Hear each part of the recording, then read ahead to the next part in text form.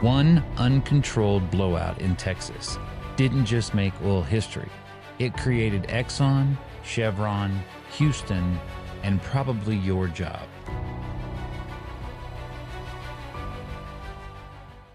Welcome back to Crude Logic. Whether you work in it, invest in it, or just wonder how the oil and gas industry affects your everyday life, you're in the right place. Let's go to the market minute. All right. Are we ready? Yeah, because we over here have been waiting. Yeah. Wait for your lazy ass to get out of bed. Nope, just to do the market report. In today's market minute, West Texas crude is at 68.63. Brent is at 72.03, and Henry Hub natural gas is at 3.21. Boy, have I got a story for you that you probably already know, as well as the rest of the industry. But I think it's an important story to talk about because not everybody's going to know this, because who cares about history these days? Anybody under 35 probably. This rig or well was located in Beaumont, Texas. You probably already know what I'm talking about. The drill site was at, this is going to be a dead giveaway, Spindletop Hill in Beaumont, Texas. So there were investors. They were skeptical of drilling with rotary tools. Okay. So the moment everything changed was on January 10th, 1901. The drill hits a pressurized reservoir. All right. Oil shoots well over 100 feet into the air. So for anybody who can't really put together what 100 feet is, it's a 10-story building, if that'll help you out any, which is quite high. So oil is shooting out of this sucker. The flow rate was unimaginable at this time. The oil flooding surrounded land. It was basically a boomtown explosion in Beaumont. This kind of kicked off a huge drilling explosion in this area. The land speculation was a frenzy. There were new companies, and some of these companies you guys will know. There were new companies forming overnight. So this birthed our industry. This well that occurred in Spindletop Hill in Beaumont, Texas, literally was the beginning of all of our jobs. So if you haven't heard the story, this isn't going to be a super deep dive into the story by any means, but if you haven't heard the story, this is an important one to know. This is where the roots came from. This was not the beginning of the oil field, but it was the beginning of the modern oil field. On Beaumont Hill, this hill was formed through salt rising to the surface. The Spindletop well, in its first year, produced 3.5 million barrels of oil, climbing to 17.4 million by its second year. Texaco, Gulf, Mobil, Humble, and Sun Oil can all trace their roots back to the Big Hill, as they affectionately refer to it. A consequence of that well was that at the time, a barrel of oil cost $2. When the Spindletop well blew out, became a thing, oil per barrel dropped down to 25 cents a barrel. So that is a huge, massive drop. Now, obviously, it's business, right? It's supply and demand. Supply and demand. The supply went way up all of a sudden. Fishtail drilling bits gave way to rotary bits. Petroleum engineer pioneers in California and Texas led the way for oil-producing states. Service companies for the exploration and production were beginning to converge on Bakersfield, Houston, and the Oklahoma oil capital of Tulsa. It dropped oil prices dramatically. Whenever these oil prices drop, like you got this big influx of oil, and the investors probably invested. Of course they did. But when the investors invested this money, were they investing at the $2 per barrel price? I feel like everybody's trying to find the greedy angle to make a quicker or larger buck, but maybe I would have kept my mouth shut about Spindletop and built some holding tanks and just let it ride for a while. Some of them may have been really eager to get some smart money put into these wells, It's like, well, okay, it produces at $2 a barrel, but they probably also didn't expect it to produce in its second year 17 million barrels. Right. That decline curve kind of backwards. So, I mean, even though the price went down, those particular investors were sitting on what? I don't know, 1,000x. You said it went to 25 cents a barrel? Yes, it went from $2 to 25 cents a barrel. That's $4 million, 4.2 million for the second year. I'm not sure what they invested, but I don't think a wooden rig cost that much. Now, I'm sure that they all made a ton of money. I don't think any of them had any idea that it was going to produce this much. So, No, of course not. They probably put in what I wonder. That's what I'd like to know is what they put in. What they put in $4,000, and you know they made. yeah, it doesn't say how much they invested, but I guess it's all relative, right? If you invest at a $2 per barrel price and you expect it to produce 1,000 barrels or 100,000 barrels or whatever you have calculated it to do, but then it does in the millions, then I don't think you're too upset. Right. So this was a massive development. I believe it was 10 days. I can't find it in this article, but the amount of time that it took approximately 850,000 barrels blew out of the well before they could even get it under control. So literally almost 1 million barrels were blowing out of this thing for days.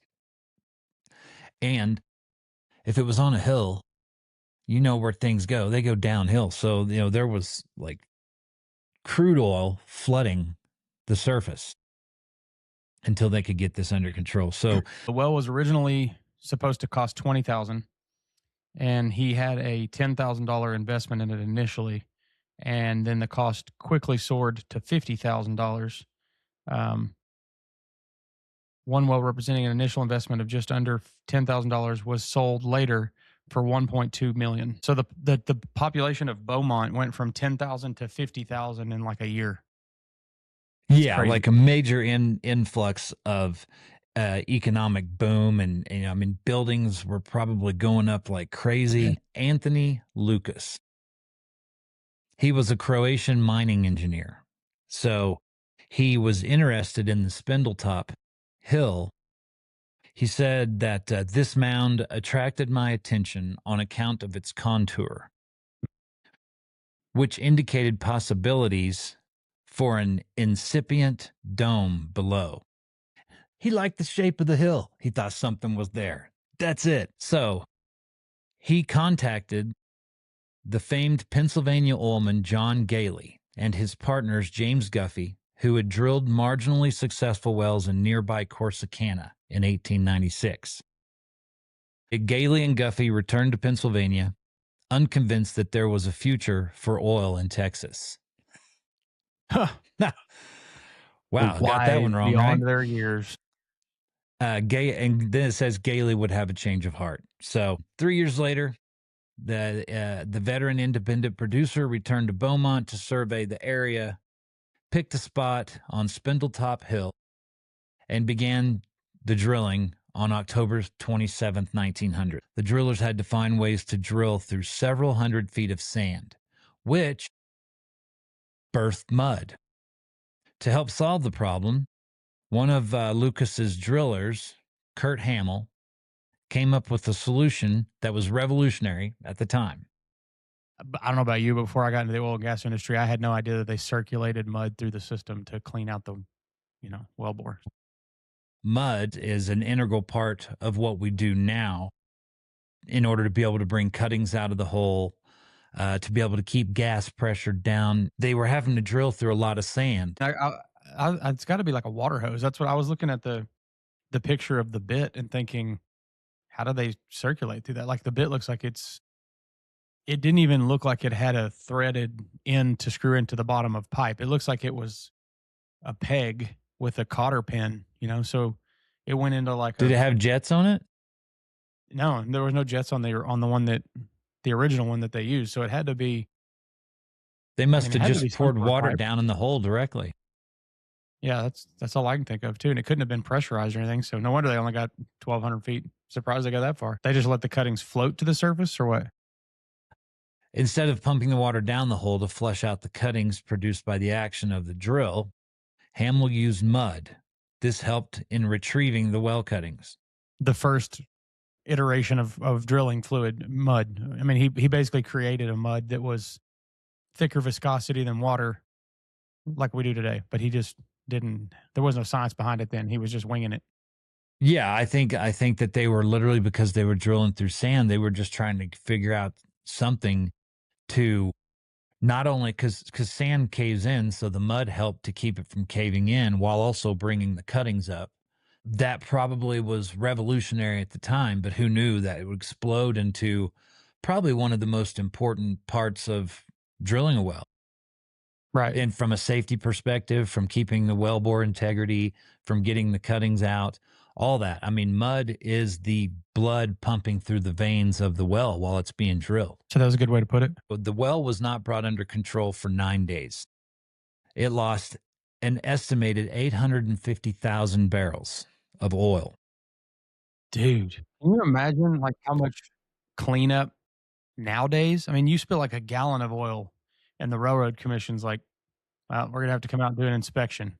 850,000. That's insane. I haven't looked to see what Beaumont, Texas looked like at the time. There's probably like a diner and that well. You got 850,000, not gallons. 850,000 gallons would be a lot. But this is 850,000 barrels that are overflowing the top of this hill and going down into whatever was there, whether it was town. I don't know if this hill was on the outside of town, but it does say that there was a literal flooding of oil. So that's a picture I can't even, because the world we come from and the world it is now, like you said, you spill a teaspoon of something on the ground and it's over. Shut down operations. And back then, what were they? I assume that they probably tried to retrieve some of that oil. I mean, it was coming out so much maybe they didn't. I don't know. Basically, this well on Spindletop Hill was the birth of an industrial revolution. I mean, things went berserk at this point. The technologies that were being used were different than what everybody else was using. So I just looked it up. Do you know how they actually got it to stop, or not how they got it to stop, but what they actually did to do the cleanup? Right, like they had Sponges. 850,000. Yeah, yeah. How did you know? Well, Bounty, quicker picker upper. Exactly. The birth of another industry. You're welcome. So in 1901, Spindletop was cleaned up using their then modern environmental methods, including containing oil in makeshift lakes. They had so much oil coming out that they dug lakes, and then they were just like had rivers flowing from it from Spindletop Hill down into these lakes of oil.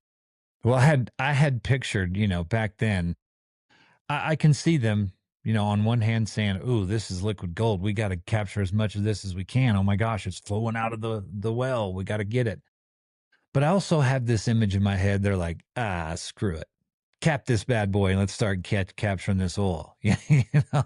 I mean, like back then, was there an EPA back then? I don't think so. No, there Maybe definitely there wasn't. was. Captain Lucas immediately hired crews to shovel and plow dirt, building large earthen leaves known as dikes around the hill and to trap the rushing oil. The lake of oil then formed and successfully pulled into a massive open air lake covering several acres of land. The nearby railroad workers hastily threw up their own embankments to prevent the flowing oil from burying the railroad tracks. It says, God, that's a lot of oil. Yeah, so several acres of land. It doesn't say specifically how much. Several acres of land was completely covered in oil. I mean, just an acre of land completely covered in oil. It also resulted in the modern day Christmas tree. So, like the modern day wellheads came from Spindletop. The massive amount of pressure and how shallow this reservoir was. I mean, that in and of itself is an anomaly, and other things like this were probably hit afterwards. But this is a massive, massive reservoir, very shallow. under extremely high pressure. So that kind of explains, I don't know, does it explain why the hill formed over several thousands of Probably. years? Makes I mean, sense. was Like a this big stuff salt going to dome. just blow out on its own eventually? Probably. I mean, maybe. I I mean, don't it know. sounds like it. Yeah, it sounds like it was getting ready to. The bottom line for this Spindletop well in Beaumont, Texas is that it really did birth the industry as we know it today. Obviously, advancements came quick. It's kind of like the 4 minute mile. One guy did it, or nobody could do it until one guy did it. And then now, tons of people run 4 minute miles. The bottom line is that it changed the industry. And this is a story that anybody who is in the industry, whether you care about history or not, you really should take a look at this story and just kind of understand while you're out there on the location complaining because something sucks. And let's be honest, it always does. There's always something. But where did it start?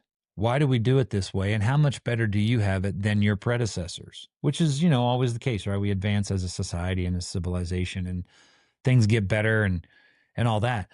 But by ignoring these stories, we don't really know. I think you always got to know where you're coming from so you know where you're going, right? I mean, that's not a new phrase, but it's true. So that is your crude history story for today's episode.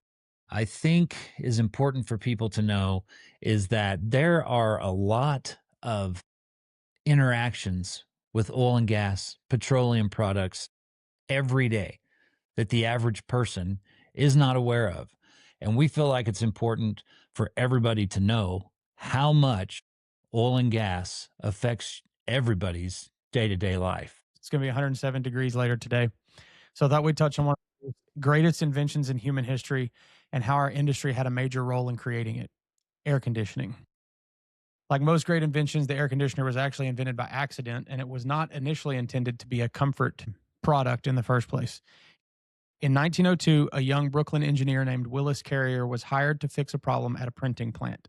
Humidity in the plant had gotten so bad that the paper itself was swelling and the ink on it was smearing. So Carrier set out to build a dehumidifier, and he succeeded. But the cold air that it produced was an unexpected side effect, and he later decided to turn that into a business. Initially, Carrier's early machines were running on refrigerants like ammonia and methyl chloride, nasty, toxic stuff that was flammable and dangerous enough that leaks were actually killing people. In 1929, a leak at the Cleveland Hospital caused an explosion that killed over 100 people. So, for the first 3 decades of its existence, the technology was considered too dangerous to put in American homes, hunting for something stable enough, non toxic, and non flammable. And he landed on a synthetic chlorofluorocarbon that we call Freon.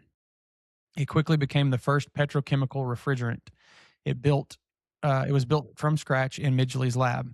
And that's the moment that air conditioning went from an industrial curiosity to something that you could put in a house without worrying that it might kill you. Once Freon hit the market, refrigerators and ACs took off almost overnight. The comfort side of the product that we have all come to know and love still had to wait a little bit longer, though. Post-war natural gas power finally made it affordable for us regular folks. And when that happened, the map of America redrew itself. Millions of people packed up and moved south. Fast forward to today, and the AC unit is entirely an oil-filled product from top to bottom. The refrigerant, petrochemicals.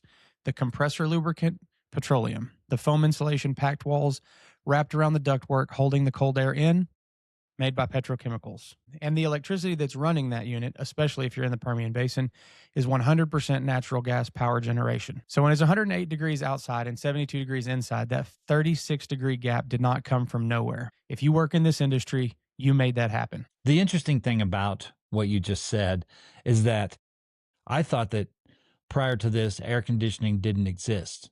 But you're saying that air conditioning did exist, and it was made up of basically the products that make weapons of mass destruction. Exactly. It was bombs. That ingenuity led to us living very comfortable lives, except for those people in Europe.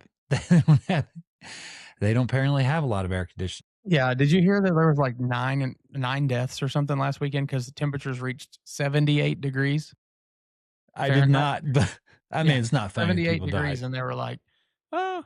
Anyways, maybe it might have been 90. I think it was 98 degrees, but, like, apparently that doesn't happen in London very often, and they were like, "Oh, it's people just dropping dead." I'm like, "98 degrees?" It was 98 degrees at 7 this morning in Midland.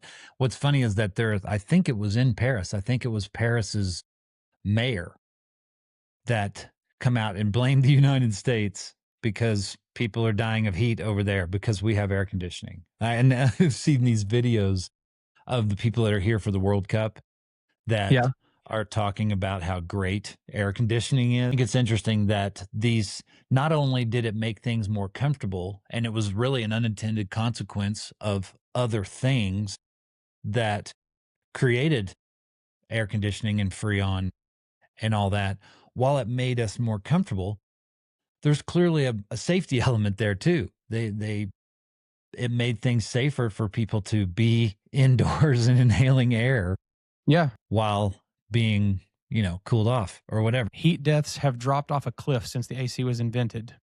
The entire Sun Belt of America exists because of a box sitting on a windowsill. Towns like Houston, Phoenix, Las Vegas, Midland wouldn't exist. No AC, no workforce, no rigs, no crude logic show. Natural gas didn't just cool the living room, it built the modern South. So the next time you walk into the house from the heat and you feel the cold air, maybe you'll appreciate it just a little more knowing exactly what it took to make that happen. If you don't like the oil and gas industry, you're probably not listening to this show. Right. But on the off chance, hey, we're trying to be a little educational here whilst promoting this industry. That's what we want to do. And history is important. So we can't ignore it. We're going to highlight it on this show. And if anybody doesn't like history or thinks we need to go a different direction, you got two choices. You can comment and give us feedback, or you can just not watch us. And that's okay. Before we go, we'd like to thank today's sponsor, Pump Jack Apparel. Pump Jack Apparel covers your apparel needs, whether that is hats, shirts, one-off runs, corporate stores. Pump Jack Apparel can meet your need. You can reach out to Pump Jack Apparel at pumpjackapparel.com. Our quote of the day is one that I think resonates. Energy is the only industry where the world notices you most when you stop. And if you know somebody that might enjoy this, please share it with them. We really appreciate the support. It helps out our channel. Please like, follow, subscribe. You can follow us on social media at Crude Logic Show. And you can find us on our website at crudelogic.show. Join us tomorrow where we're going to be talking about hydraulic fracturing. This didn't just change oil, it changed America. And most people have no idea how close it came to never happening. So that'll do it for this Monday on Crude Logic. Tomorrow we're talking about the man who was told this will never work and still change the entire industry. So stay safe out there, keep drilling, and remember, it's only logic if it's crude logic. We'll see you tomorrow. Coffee black, steel toes hitting an old gravel track. Hard hats on, boots in the mud, turning diesel into blood. From the Permian dirt to the Rocky Mountain snow, if the rig starts drilling, we're ready to go. Sun comes up, another 12, ain't nobody gonna do it themselves. We drill it deep, we build this land with busted knuckles and calloused hands. This is Crude Logic, welcome to the show.